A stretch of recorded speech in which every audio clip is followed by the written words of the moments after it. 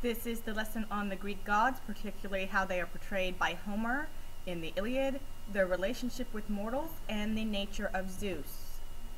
Your cue words are the traits of the gods, the differences between gods and humans, their relationship with mortals, and the nature of Zeus. In general, the gods are supremely powerful beings. They are involved in all aspects of human life, and they are immortal. They also belong to one large family, which, yes, by our modern standards, makes them a very dysfunctional, kind of messed up family. More specifically, the gods are constantly involved in human affairs, and they control all the forces that shape human life. They resemble human beings, but they also maintain distinct differences. To look at each of these closer, they are constantly involved in human affairs. Humans will worship gods because they have great power. In return, the gods will sponsor all of human actions. And the gods keep individual favorites. So they are really like meddlesome pet owners, in a sense. They also control all the forces that shape human life, which gives them more leeway to be involved in human affairs. They control the weather. They control the sea. They control crops, whether they grow, whether they don't grow. They control love, life or death, destiny.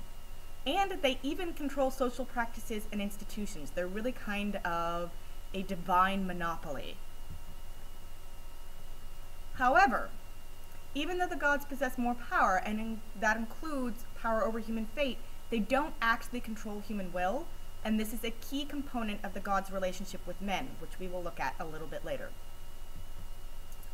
The gods resemble human beings. They look like humans. Usually they're exceptionally pretty humans, very tall humans, so on and so forth, but they look like humans. They will quarrel with their family members. They get into arguments. They bicker. They fight. They play favorites with each other and with humans. And they are equally passionate, equally intense in the pursuit of their individual interests. However, they are distinctly different from humans in that they are not subject to permanent change. Time does not change them, and they are immortal, so death does not change them. Their values are different because they don't have to fear or face death. The one exception to this is for their children. Thetis, the sea nymph, the daughter of Poseidon, a lesser goddess and immortal, goes to great lengths to protect her child Achilles from the pains of mortality. This fails her in the end, and Achilles does die.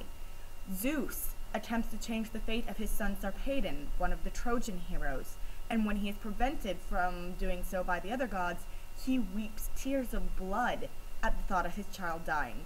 So they do have this parental attachment to their children in some cases, and they will feel the pain of death through these mortal children on occasion.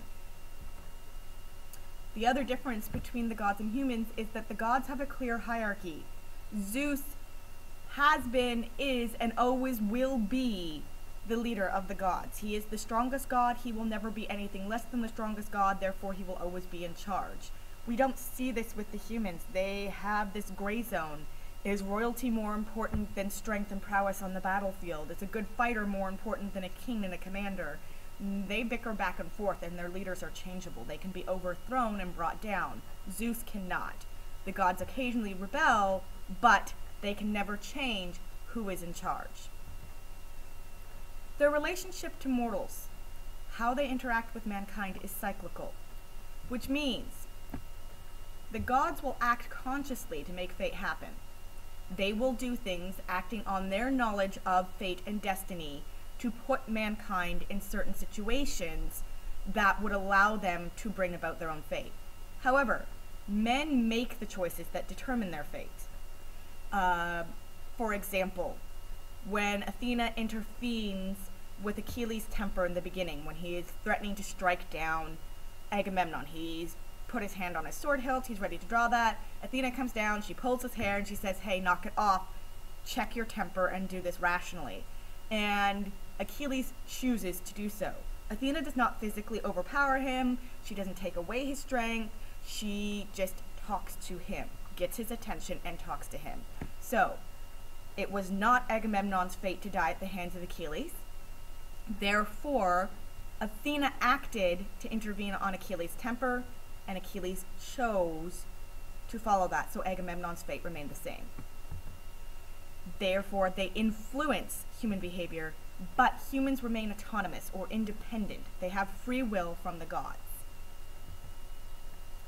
Zeus is the strongest of all the gods, and his goals are unclear. We know Aphrodite wants Troy to win, and why? Frankly, because Paris told her she was pretty. She's that kind of a goddess. We know that Hera wants the Greeks to win because Paris did not choose her as the prettiest. Those are her goals. They're very, very clear. Thetis' goal is to protect Achilles. All of them have a clear path, except for Zeus.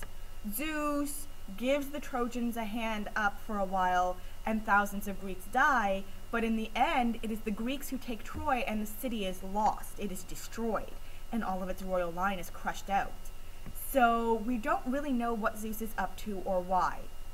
Achilles sums this up when he comes back to battle after Patroclus has died, and says, somehow it has pleased Zeus that many Greeks should die.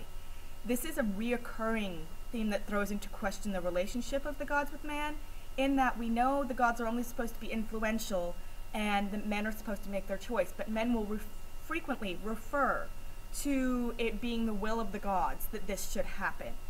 And they say it in manners that makes it sound as if there is nothing else that could have been done to have changed this outcome, that the will of the gods will be seen regardless of the will of man. So Achilles, even though it was his absence from the battle that cost his friend's life and cost so many deaths in the interim, states, somehow it has pleased Zeus that many Greeks should die. The discussion question on Edmodo asks you to analyze the relationship between gods and men. Are men really free to choose their own actions? Are the gods controlling more than what we see?